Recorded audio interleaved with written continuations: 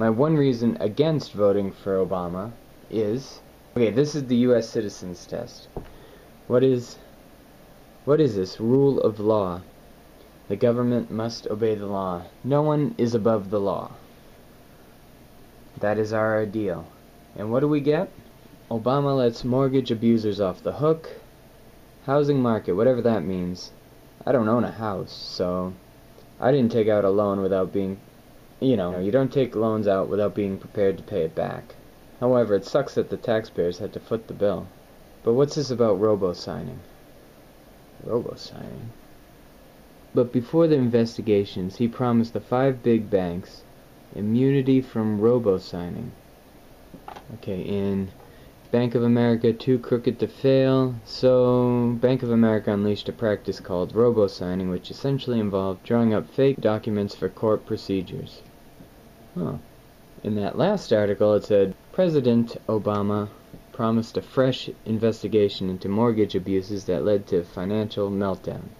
Now, before that investigation has even begun, Obama has granted these 5 too-big-to-fail banks immunity from robo-signing abuses. Okay, so one would say, why bail them out if they're just gonna crash from lawsuits? I guess that makes sense. Make sure they don't get sued for all this robo-signing illegal stuff. Okay. Actually, this article, Too Crooked to Fail, is pretty interesting. Even the most vocal critics of the Bank of America consider the factory-style production of tens of thousands of fake legal documents per month not a big deal. As in, compared to what? Okay, so Bank of America routinely conspired with other banks to make sure it paid low prices for the privilege of managing the money of various cities and towns. Bank of America paid this huge fine here for sabotaging the government contracting process in an attempt to avoid persecution. The application means that the Bank of America is an admitted felon. Okay, so Bank of America is an admitted felon, while the state officials have ultimate enforcement authority over the foreclosure settlement. The early enforcement reviews will be handled by internal quality control groups. Okay, this is getting confusing. So according to this article, it is up to Bank of America to judge how they live up to their end of the bailout. And the government doesn't allow people to sue them and lets them avoid persecution for its crimes. Predatory lending practices, yeah. A policy punishing any bank employees who spend more than 10 minutes helping a victim get a loan modification. Oh, jeez. It just goes on. There's LIBOR. So they were involved with LIBOR, which... We've been hearing a lot about LIBOR, or at least we should have been. Now, it's mentioned in this old article, I guess it's summed up right here. It says it's scheming with competitors to change interest rates. And another article regarding Goldman Sachs by the same author basically says that naked short selling, that they basically confess to it. If it sounds complicated, okay, they were just selling stock they did not have to short a company.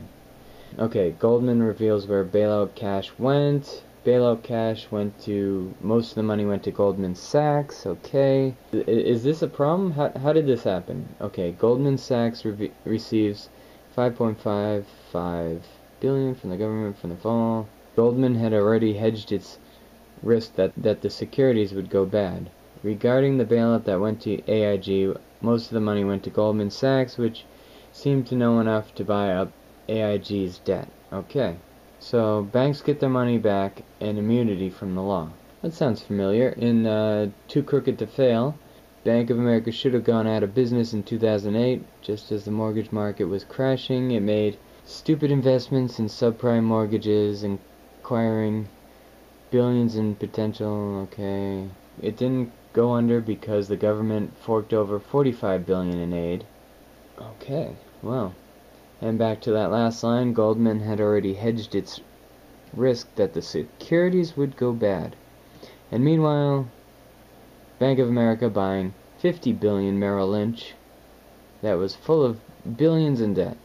So both of these banks were taking in a lot of debt without much chance of profit.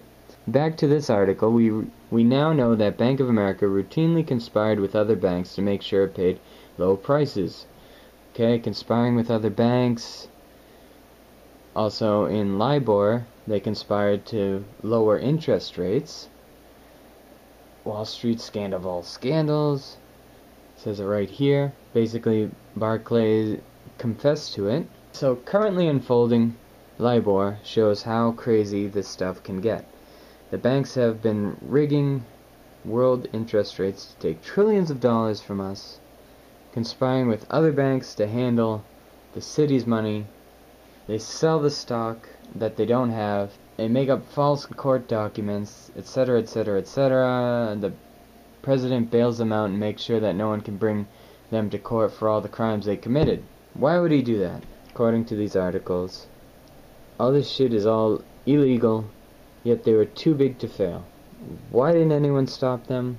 Why did anyone bail them out in the first place? I am slightly confused. Justices linked to the mortgage stuff. Okay. I don't know. Okay, well, Great American Bubble Machine here. Former CEO of Goldman Sachs orchestrated the bailouts under Bush. Okay. Eyebrows raised over connections over Goldman. Despite ban, Fat Cat lobbyists bankroll Obama. So would that be considered a lobbyist, or he gave how much to Obama's campaign? Just reading this it's pretty confusing, but is this getting confusing or what? I don't know if anyone has ever heard of crony capitalism, but in case you haven't, here's the Wikipedia. So to sum it up, it seems like Obama gets money from these banks so that he can be president.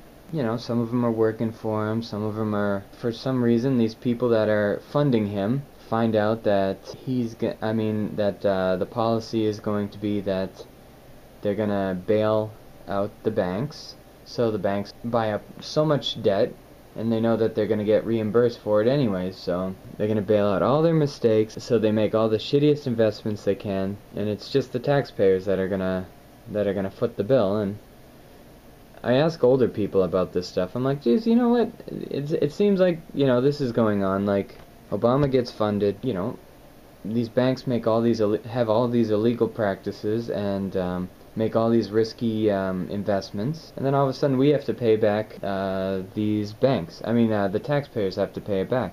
And you know, old people are like, you know, what are you gonna do? That's how businesses run. You know, people who know how to work with money. You know, okay, fine. No one gives a crap. You know, so what do I do? Nothing I can do, I guess. I guess I'll vote for Obama again, huh? You know, my suggestion actually is to the president that he should change the laws, at least take the question off the U.S. citizenship test, that, you know, it says what is rule of law. No, people shouldn't know that stuff because it doesn't apply to, like, banks or big corporations, or, these people are confessed felons, but you know, they can get away with whatever. It's making us look bad to people who are trying to aspire to the American dream coming over here. We look like hypocrites, I don't know. But that's my reason. Rule of law is not being enforced. It's bullshit. And since no one else cares, I'm probably going to vote for Obama again.